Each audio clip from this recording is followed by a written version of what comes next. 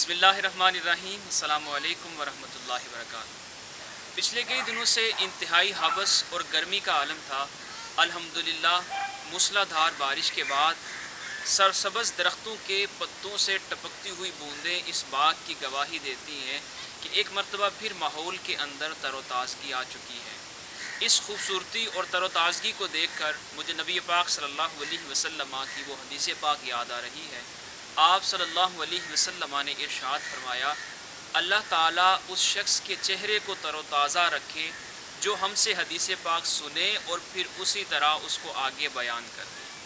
تو جس طرح اس کائنات کے چہرے کی تازگی وہ بارش کے پانیوں سے ہے، اسی طرح بندہ مومن کے چہرے کی تر و تازگی وہ اللہ اور اس کے رسول صلی اللہ علیہ وسلم کے فرامین کو آگے پہنچانے میں ہے۔ اللہم صلی علی محمد وعلی آل محمد وبارک وسلم۔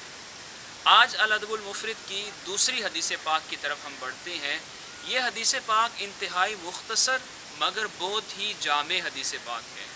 اس حدیث پاک کو بیان کرنے سے پہلے تمہیدی طور پر میں ان والدین سے مخاطب ہونا چاہوں گا، چونکہ یہ چیپٹر والدین کے متعلق ہے، تو بہت سارے والدین جن کا ہم پہلے بھی ذکر کر چکے ہیں کہ شکایت کرتے ہیں کہ ہمارے بچے نافرمان ہو چکے ہیں، باغی ہو چکے ہیں، ہماری بات نہیں مانتے۔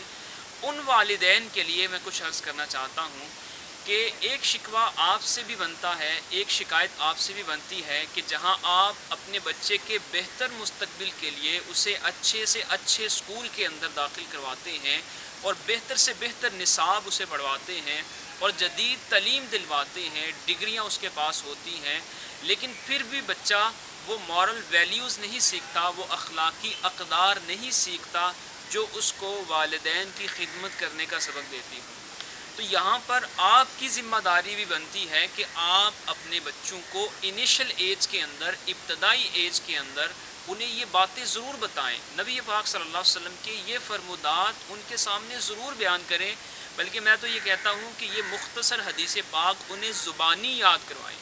میں سمجھتا ہوں کہ اگر یہ حدیث پاک بچوں کو زبانی یاد ہو جائے اور سمجھ بوجھ رکھنے والا بچہ جسے یہ حدیث پاک آتی ہو، وہ کبھی بھی اپنے والدین کے اگینسٹ کبھی بھی نہیں جائے گا، ان کی نافرمانی کبھی بھی نہیں کرے گا۔ بسم اللہ الرحمن الرحیم۔ آج کی حدیث پاک حضرت عبداللہ بن عمر رضی اللہ تعالیٰ عنہ جو حضرت سیدنا فاروق اعظم کے صاحبزادے ہیں وہ بیان کرتے ہیں۔ دو ہی جملے ہیں، پہلا جملہ رضا الرب فی رضا الوالد اور دوسرا جملہ سخط الرب فی سخط الوالد۔ دو ہی جملے ہیں، آپ نے ان کو زبانی بھی یاد کرنا ہے اور اپنے بچوں کو بھی یاد کروانا ہے۔ اب اس کے مفہوم کی طرف آتے ہیں، اس کے ترجمے کی طرف آتے ہیں۔ پہلا جملہ ہے رضا الرب فی رضا الوالد۔ اب مقام دیکھیے، اللہ رب العزت کے محبوب صلی اللہ علیہ وسلم نے والدین کو مقام کیا عطا فرمایا؟ فرمایا رب کی رضا والد کی رضا میں ہے۔ اگر اس کو سادے لفظوں میں کہوں، آپ کا والد آپ سے اگر راضی ہے تو آپ کا اللہ، آپ کا رب بھی آپ سے راضی ہے۔ اور دوسرے لفظوں میں یہ کہا جا سکتا ہے اس حدیث پاک کا جو دوسرا حصہ ہے وَسَخَطُ الرَّبِّ فِي سَخَطِ الْوَالِدِ، کہ رب کی ناراضگی وہ والد کی ناراضگی کے اندر ہے۔ یعنی سادہ لفظوں میں اگر آپ کے والد آپ سے راضی ہیں، آپ سے خوش ہیں، آپ نے اپنی زندگی کے اندر ان کی خدمت اتنی کی ہے، ان کے احکامات کو اس انداز میں مانا ہے، تسلیم کیا ہے، انہیں اس قدر راضی کیا ہے کہ وہ آپ سے خوش ہیں، آپ سے راضی ہیں، تو اللہ رب العزت بھی آپ سے راضی ہے۔ لیکن خدا نخواستہ اگر آپ نے اپنے والد کو ناراض کیا ہے تو آپ یہ سمجھیں کہ آپ کا رب بھی آپ سے ناراض ہے۔ یہاں تھوڑا سا اس حدیث پاک کا مفہوم مزید واضح کرتے چلے جاؤں۔ یہاں پر نبی پاک صلی اللہ علیہ وسلم نے صرف والد کا ذکر کیا۔ محدثین فرماتے ہیں یہاں پر والد کے ساتھ ساتھ والدہ بھی شمار کی جائیں گی، کیونکہ 100% یہ بات دوسری حدیث پاک کے اندر بھی چونکہ آئی ہے کہ والدہ اگر وہ آپ سے راضی ہے تو آپ کا اللہ بھی راضی ہے، اگر وہ آپ سے ناراض ہے تو اللہ بھی آپ سے ناراض ہے۔ لیکن یہاں پر والد کا ذکر اس وجہ سے کیا کہ عموماً جو کمانڈ ہوتی ہے، جو حکم دینے والا گھر کے اندر ہوتا ہے، وہ عموماً والد ہی ہوتا ہے۔ تو تمام تر احکامات کے اندر، تمام تر معاملات کے اندر جو لیڈ ہوتی ہے، جو رہنمائی ہوتی ہے، وہ عموماً والد کی طرف سے ملتی ہے۔ اسی وجہ سے اس حدیث پاک کے اندر والد کا ذکر کیا ہے۔ تو آج کی حدیث پاک انتہائی مختصر مگر جامع ہے، اس کو یاد کریں۔ اور اپنے بچوں کو بھی یہ حدیث پاک یاد کروائیں۔ اگر بچے کے اندر ذرا سا بھی سینس ہے، اگر بچے کے اندر ذرا سا بھی آخرت کا خوف ہے، تو کبھی بھی وہ اپنے والدین کو ناراض نہیں کرے گا۔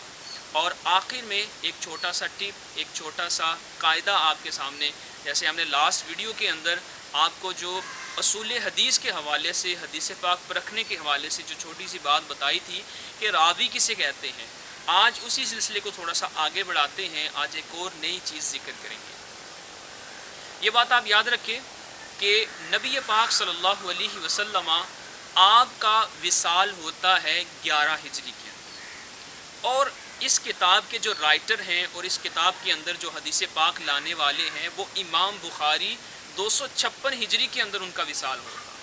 تو نبی پاک صلی اللہ علیہ وسلم کے زمانے سے لے کر 11 ہجری سے لے کر حضرت امام بخاری کے وصال تک تقریباً 250 سال کا وقفہ بنتا ہے۔ تو ذہن کے اندر ایک کوسچن آتا ہے، ذہن کے اندر ایک سوال آتا ہے کہ نبی پاک صلی اللہ علیہ وسلم کا وصال ہوئے تو کم از کم 250 سال ہو چکے ہیں، تو امام بخاری آپ صلی اللہ علیہ وسلم کی حدیثیں کیسے بیان کر رہے ہیں؟ نہ تو انہوں نے آپ صلی اللہ علیہ وسلم سے ملاقات کی، نہ آپ کا زمانہ پایا، نہ آپ سے انہوں نے ڈائریکٹ حدیث پاک سنی۔ تو اس کو یوں سمجھیے کہ نبی پاک صلی اللہ علیہ وسلم کی احادیث سننے والے اولین وہ نبی پاک صلی اللہ علیہ وسلم کے صحابہ ہیں، آپ کے اصحاب ہیں۔ نبی پاک صلی اللہ علیہ وسلم سے آپ کے اصحاب نے بات سنی، پھر انہوں نے اپنے زمانے کے لوگوں کے سامنے، اپنے شاگردوں کے سامنے وہ احادیث پاک بیان کی، جن کو ہم تابعین کہتے ہیں، اور پھر ان تابعین نے اپنے زمانے کے لوگوں کو آگے یہ احادیث پہنچائیں، جن کو ہم تبع تابعین کہتے ہیں۔ اسی طرح یہ سلسلہ در سلسلہ احادیث نبی پاک صلی اللہ علیہ وسلم سے آگے چلتی آئی۔ تو پچھلی حدیث پاک میں ہم نے راوی کی ڈیفینیشن پڑھی تھی کہ جو بندہ حدیث پاک کو بیان کرتا ہے اسے راوی کہتے ہیں، جو روایت کرنے والے کو راوی کہتے ہیں۔ تو راوی ایک سے زائد ہوتے ہیں، صحابی سے لے کر امام بخاری تک درمیان میں جتنے راوی ہیں یہ آپس میں کنیکٹ ہیں، یعنی جیسے امام بخاری نے حدیث پاک سنی اپنے استاد سے، اپنے شیخ سے، انہوں نے اپنے شیخ سے یہ حدیث پاک سنی، اس طرح یہ سلسلہ چلتا ہے نبی پاک صلی اللہ علیہ وسلم کا۔ یہ جو راویوں کا سلسلہ ہے، یہ جو راویوں کی چین ہے، جس طرح ایک چین ہوتی ہے، زنجیر ہوتی ہے، اور اس کے اندر کڑیاں ہوتی ہیں جو آپس میں میچ ہوتی ہیں، ملتی ہیں، جڑتی ہیں تو پھر زنجیر بنتی ہے۔ اسی طرح راویوں کی ایک پوری چین ہوتی ہے، ایک پوری زنجیر ہوتی ہے، جس کو ہم اصول حدیث کی زبان میں سند کہتے ہیں۔ تو آج آپ نے سند کی تعریف کو یاد رکھنا ہے کہ راویوں کے سلسلے کو ہم اصول حدیث کی زبان میں سند کہتے ہیں۔ سند کا فائدہ کیا ہوتا ہے یہ اگلی حدیث پاک میں ہم انشاءاللہ ضرور بیان کریں گے۔ اللہ تعالیٰ آپ کا حامی و ناصر ہو۔ السلام علیکم ورحمۃ اللہ وبرکاتہ۔